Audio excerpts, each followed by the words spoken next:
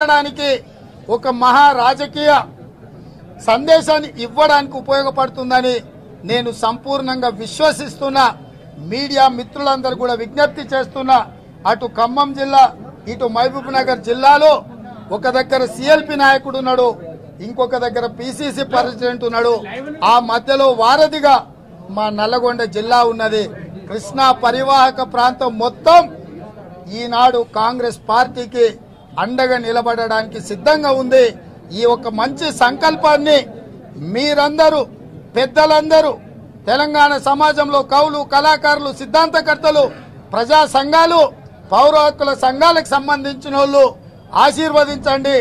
ఈ రోజు పరితగించిన ప్రభుత్వం ప్రొఫెసర్ హరగోపాల్ మీద, విమలక్క మీద, అమర్ లాంటి ఉద్యమకారుల మీద కూడా ఇవాళ ఉపా చట్టాలను ప్రయోగించే పరిస్థితి వచ్చింది।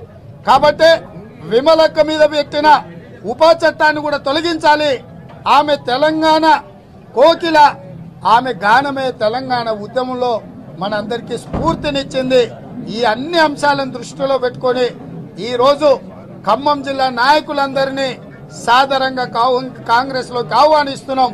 ఈ ఆహ్వానాన్ని వారు